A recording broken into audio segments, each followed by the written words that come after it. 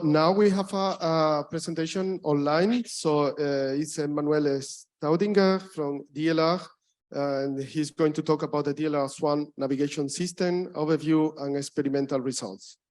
So Emanuel, please. All right, thank you. I hope you can hear me.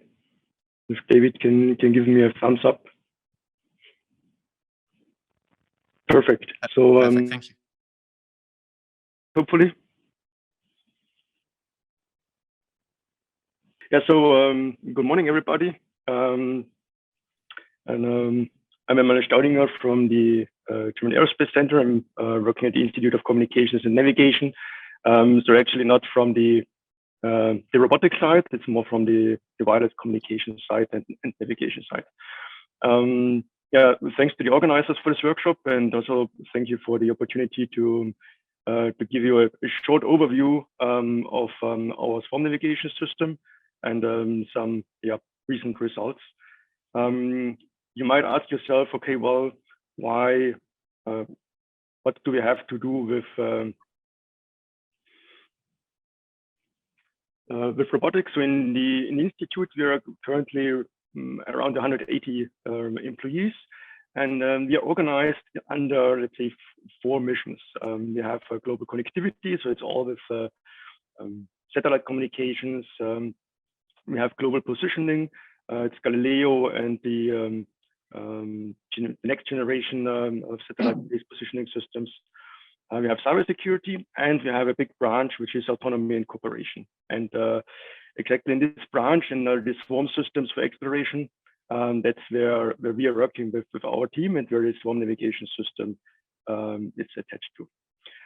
Now, what's the swarm navigation system? So if we have a look on the lunar surface in the future, so as of now, we know you have a lander, you have a robot, but what we're going to have in the future is a plethora of agents, of entities. Robots, we will have habitats, we will have larger landers, we will have instruments, we will have arrays of instruments, and that's not science fiction. I would say that's going to happen. Also with Artemis, it's going to happen. So there's quite some drive. What I see from my side is actually a network. And in this network, what also Raj mentioned in his previous talk, we are interested in where are the entities. So we want to know where the positions of the entities are. The orientation, for example, for the robots, it could be important. We want to have communication. The information needs to be shared in the network.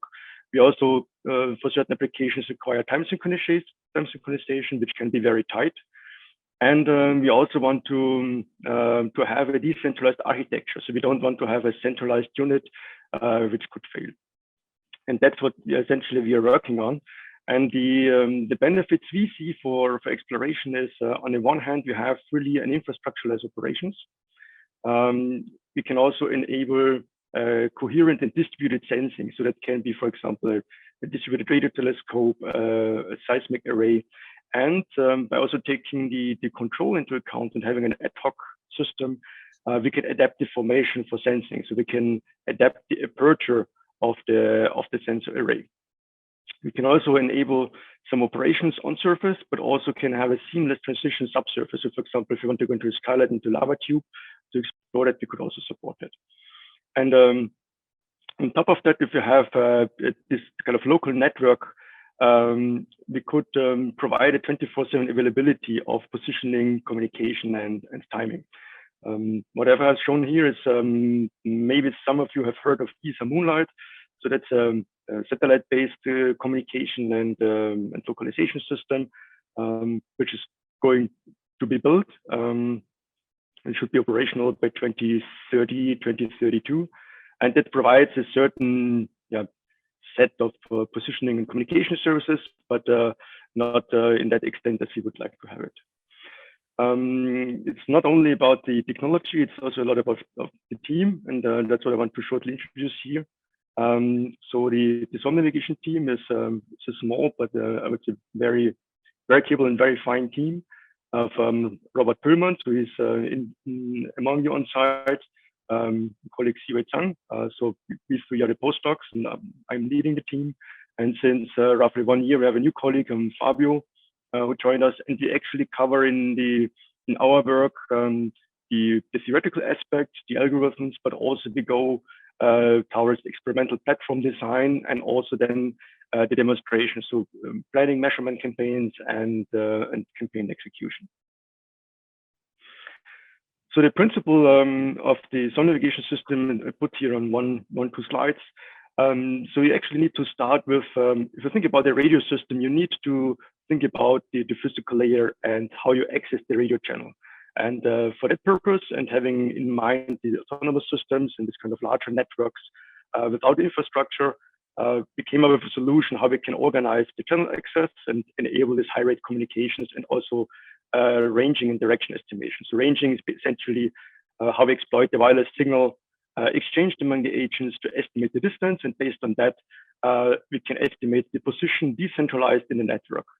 That gives us the benefit that we don't have a single unit doing the computation, and we can also then include the control aspect. For the navigation itself, for us, some navigation is a bit, you could say, simply said, split in two parts. One part is the localization, the other part is the control. And if you combine those two in a loop, we talk about information seeking. And I want to give you one basic example of that. So think about the localization itself. So let's say the red dots are agents where we know their positions. We want to localize the green agent. You can estimate the distance. And then you can estimate your position, and you get this kind of error loops. All right. So the geometry for the green agent is not very favorable in terms of self-localization.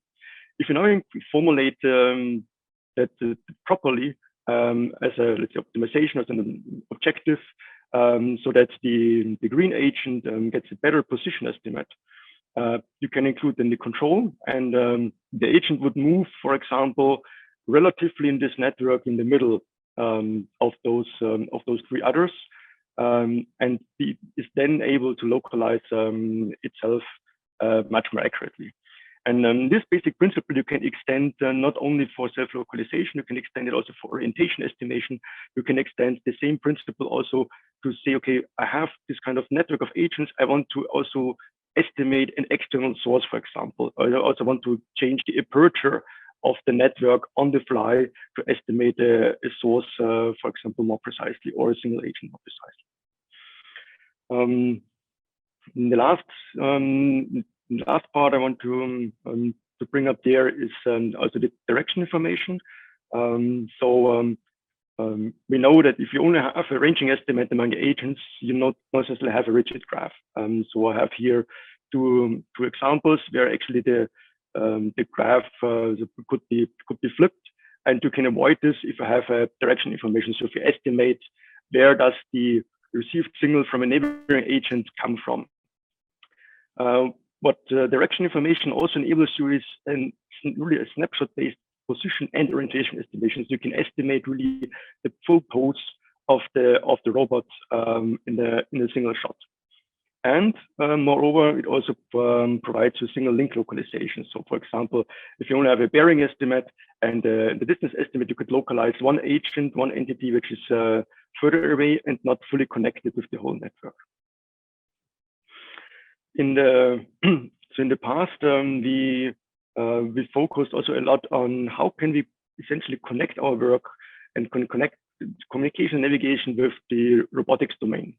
And so for that, we have a modular framework where we use standard software-defined radios and also a signal processing framework for where we do the ranging, the channel access, and so on.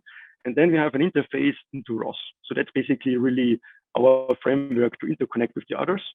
There we have then our navigation filter. There we can do the sensor fusion with, for example, inertial sensors and so on and so forth. In the end, such a unit would be attached to a robot, an astronaut instrument, could be a beacon, and they form then one network where they collaboratively estimate their position and orientation. Um, in the next last couple of minutes, I want to show you some highlights, particularly from last year. My colleague Armin Wähler already introduced this Arches analog mission on the kind of Mount Etna. They're lucky to join, and I want to give you here two examples. So that's a view of the site. That's the experiment area we had here for the LOFA experiment, what Armin Wähler mentioned, but also for our additional experiments. As you see, so there's no infrastructure, so we had to really bring everything with us. In the end, it was having four containers entirely packed. So we set everything up and we moved our equipment down to the experiment field. You might ask yourself with this picture, okay, well, you now see boxes. Where are the robots? Where is the swarm? And in Arches, we said, okay, well, the missions are scientifically driven. And one science use case was the setup of a distributed low radio frequency array, which could be potentially deployed on the far side of the moon. So radio astronomers want to have such an array on the far side of the moon to observe the universe without any disturbance from human-made interference and so on. And we also have no ionosphere on the moon. And in the Arches project, we said, well, from our swarm navigation system, from the framework, we want to particularly select the positioning component, mature it, increase the TL, and integrate it in those called the payload boxes. And 4 of those payload boxes form a distributed array. And our task was with our system to localize those 4 entities precise enough that we can really operate the array as a phased array. And that's what we demonstrated on Mount Etna last year. And it worked pretty well. So what you see here on the right picture is a snapshot of the network. So we have some reference nodes, and there you see these green dots. Those are the 4 antenna elements we wanted to localize. One thing I would like to add here, so in the actual demo day, reference node 2 failed. So we had one less node in the network to stabilize it. And our system was still robust enough that we could relocalize all 4 concept array operations. So that was a really very nice result. The other result, I actually want to highlight then Robert's talk. He has it at around 12 o'clock, where he will show you much more on the pose estimation and the lessons learned from our swarm navigation system, where we did the experiments with our own robots. So I give that to Robert. And with that, I also would like to conclude already. So from our side, with our swarm navigation system, we really see we want to go forward to the moon. And with our key components, where we really work on this positioning, orientation, communication, time synchronization, ad hoc without an infrastructure to really enable lunar exploration. And on the right side, you see a bit the history. So we started around 2016 with the very first implementations from our ideas. We had gravel pit experiments in 2018. We teamed up with our colleagues from Robotics and Mechatronics, with Armin Wähler's team, and around we had a very successful campaign in 2020. In 2022, we had really some nice experiments on Mount Etna. So if you have any questions, also feel free to approach Robert. He's on site. Also, if you want to know a bit more of, let's say, the models behind the use and also the theoretical works, please be invited and don't hesitate to contact myself via email or Robert Ross Seaway. Thank you.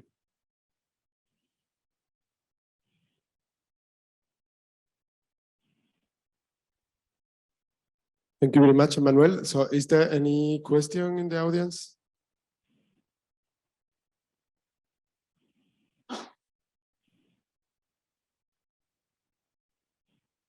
Thank you, Manuel. So Shreya here. Thank you for the presentation and also for highlighting the applications, how communication can help with the robotics. So I wanted to know what are the main challenges in terms of the communication itself between the inter-agent systems that you faced or that are in these extreme environments. Thank you. Well, in terms of communications, one thing is, so you need to, in general, you need to see what's the application and what's the need for this application. So for example, if you really want to have a high update rate system, if you want to move, for example, very fast, you need to think down to the physical layer, how you organize the channel access. And if you want to have that without any collisions or with limited collisions, or if you allow them. And then in communications, it's for us, it's a bit, it's split. We have one part where we say that's a piece of information really needs to share mostly error-free, because let's say 100 milliseconds later, this piece of information is outdated. So let's say the age of information is also important there. So you need to include that one. So that's part. And the other part is, for example, the sharing of let's say the measurement data of scientific instruments. And that's something which is not that difficult, because usually they are not that time sensitive. But what's more, what comes then on a bit in combination with there is, if you think about the exploration strategy. So if you need to share intermediate results, if you do something distributed in network, share it, that's then the challenge of how you can do that, to see what, let's say, what piece of information you really need to share, and not to flood your communication channel entirely.